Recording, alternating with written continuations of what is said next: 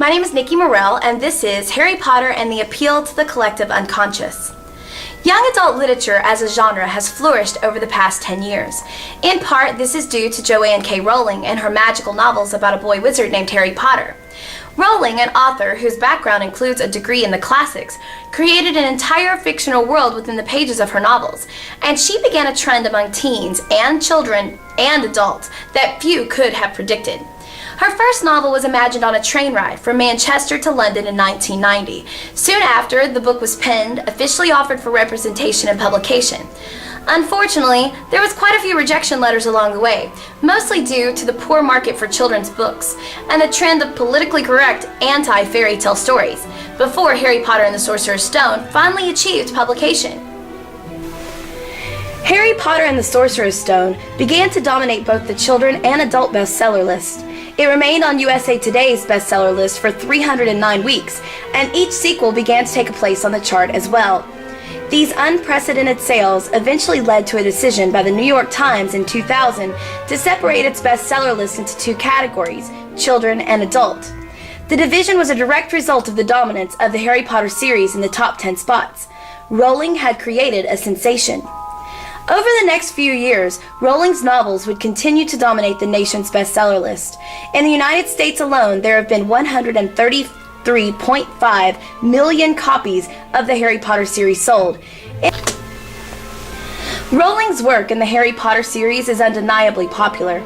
In fact, the characters and plot lines have permeated every aspect of pop culture, to the point that many college freshmen will be signing up for their university's Quidditch team this fall, and universities are now offering classes based on the best-selling books. Popularity and depth do not always go hand in hand, but in the case of Rowling's Harry Potter series, this work will one day be recognized as following in a tradition of fantasy works of literary merit. J.K. Rowling's Harry Potter series has surpassed all expectations and far exceeded the popularity of all its predecessors in the young adult book market, in part due to Rowling's appeal to the young reader's collective unconscious.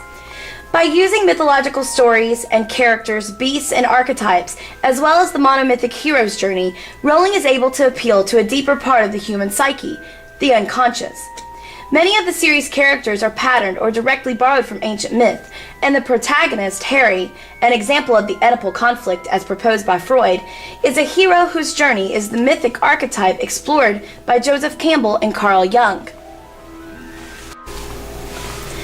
Carl Jung's work regarding the collective unconscious provides a basis for consideration of Rowling's Harry Potter series as books which speak to the psyche. Jung suggests that all myths and dreams expose the configuration of a man's psyche or soul, and that reoccurring symbols form the collective unconscious. If this is true, then by appealing to this underlying communal knowledge, Rowling is able to tap into the very crux of what it means to be human. She is able to speak to her readers on a secondary level, one of which they are unaware.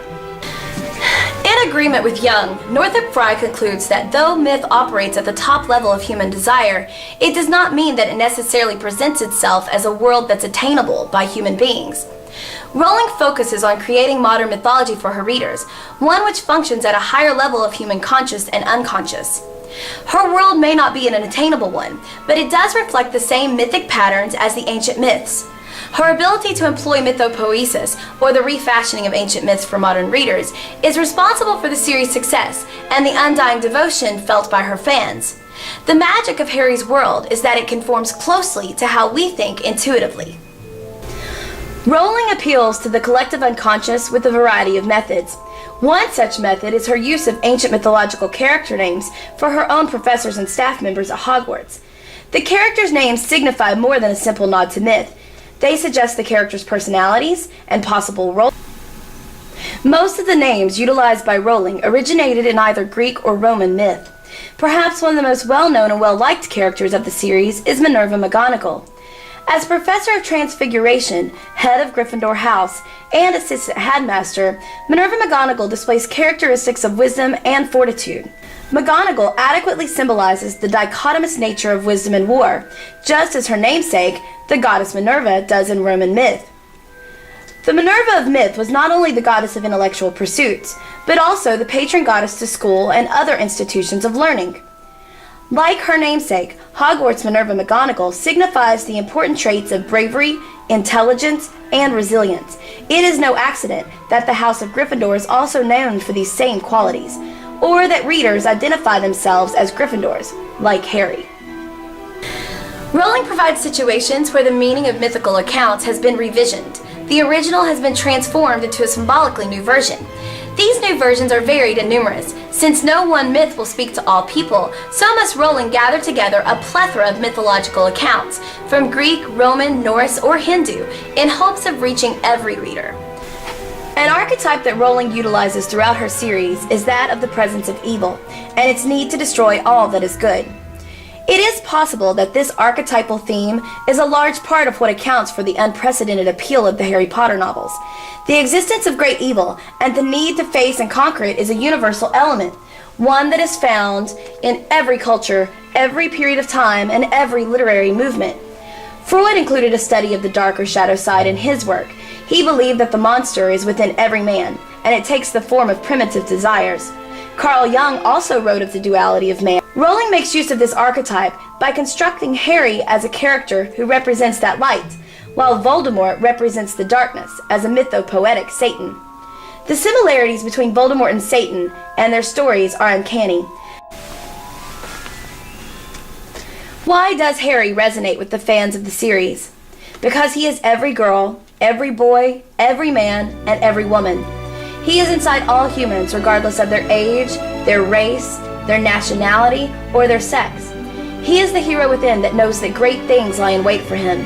He is that part within all of us, that small boy in the cupboard under the stairs, waiting for his letter from Hogwarts, waiting for Hagrid to guide him, waiting for a rescue from the world of the mundane.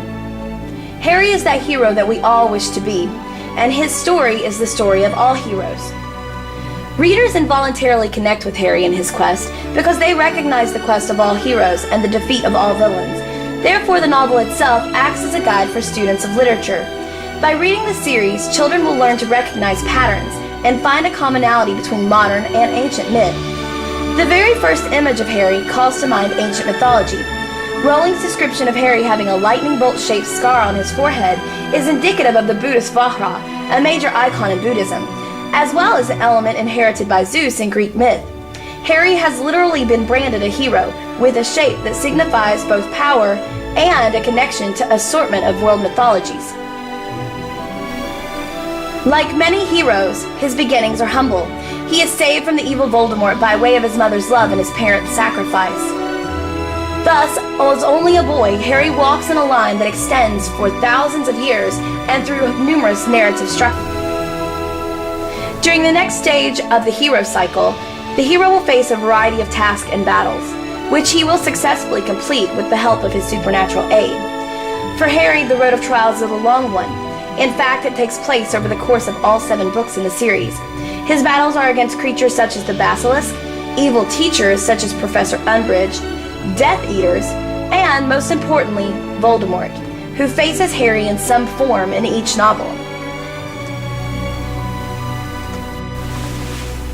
In the next step of the hero's journey, atonement with the Father, the hero must face that which holds power over his life or death. The Father may take a variety of forms, that of ogre or savior, and the hero may need to gain his approval or defeat him. Rowling provides Harry with more than one father figure: Hagrid, James Potter, Dumbledore, and most importantly, Voldemort. It is only by giving up and sacrificing himself, letting go of all that he has known, that Harry is able to defeat Voldemort. In many ways, it was not James and Lily Potter who were parents to Harry. They died when he was but an infant. Harry Potter, who lived, inherited their fight, but his destiny and his life was decided the day Voldemort marked him as successor. Voldemort in many ways was Harry's father.